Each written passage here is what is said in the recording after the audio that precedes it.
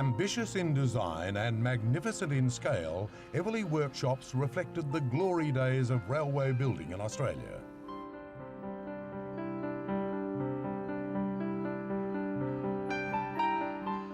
For much of the century that spanned their opening in 1887 to their closure in 1988, they were the largest railway construction and maintenance headquarters in the Southern Hemisphere and one of the grandest in the world. To go there today is to be able to glimpse industrial Australia of 100 years ago on a scale unavailable at any other location.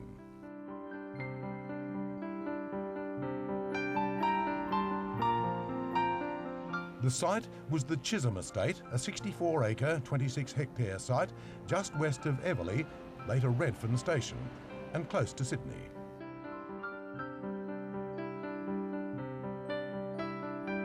The land was bought for £100,000 in 1879, and the following year work began on a sprawling complex of workshops, construction bays, service yards and offices whose structures still exist largely intact today.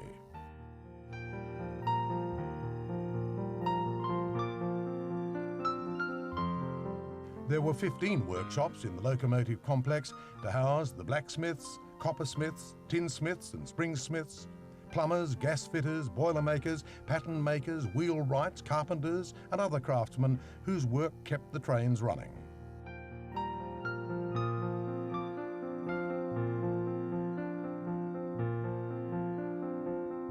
The workshops were elaborately constructed in brick and sandstone and were supported inside by large cast iron columns, which also carried the lines for overhead cranes and contained internal conduits to take water from the roof to a drainage network under the building.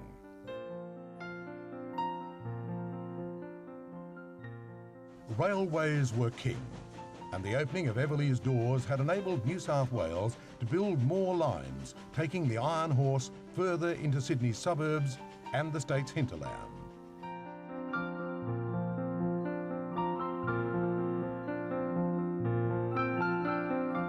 By 1898, demands on Eveleigh had risen so much that a new section was built to increase the space for repairing locomotives.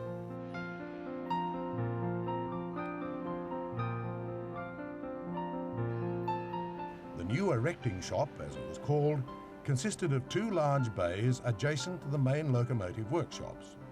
It was extended in 1905, making Eveleigh capable of accommodating 72 locomotives under repair.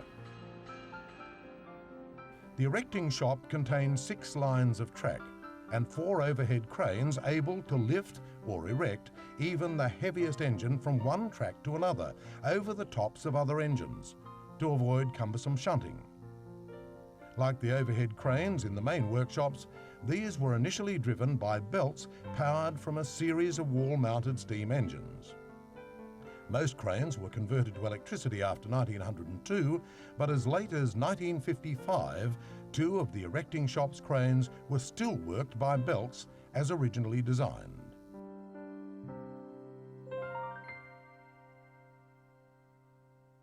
Since the first train ran from Sydney to Parramatta in 1855, the New South Wales Government Railways had imported most of its locomotives from Britain and North America. But the opening of Eveleigh fed fuel to a debate over whether the state-of-the-art workshops should build Australian models, as well as repair foreign locomotives. In 1907, the Railway Commissioners took the landmark decision to build new locomotives at Eveleigh, and the following year, a building known as the New Loco Shop was constructed for this purpose on the eastern side of the main workshops, where it still stands.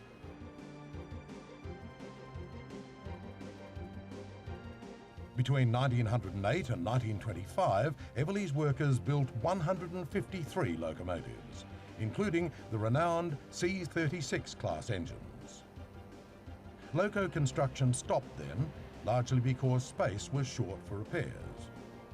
It resumed in 1945 with construction of C38 class locos, considered to be among Australia's finest express passenger steam engines.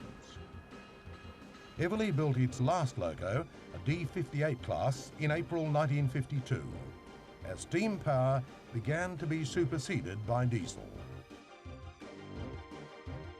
With the outbreak of World War II in 1939, the workshops became part of Australia's war effort, and the men who worked there were exempted from conscription to the armed forces.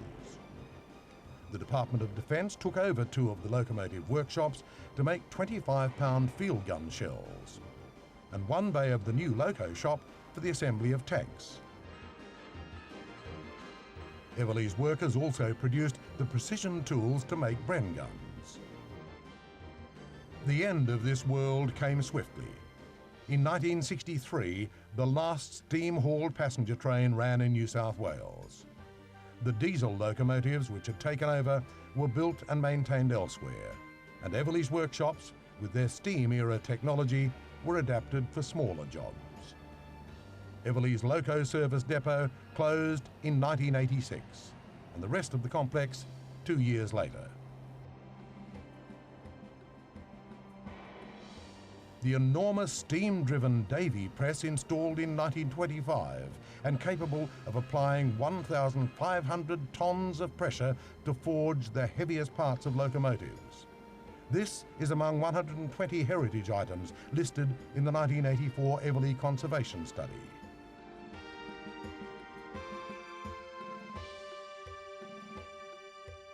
From 1995, some of the empty workshops were converted for tenants for a new Australian technology park. This project, sponsored by the University of New South Wales, the University of Sydney and the University of Technology Sydney, and funded initially by the New South Wales and federal governments, aims to attract new companies developing a broad range of modern technology for export. Up to 6,000 people could eventually be working on a site where future technology would grow side by side with the railway technology of the past.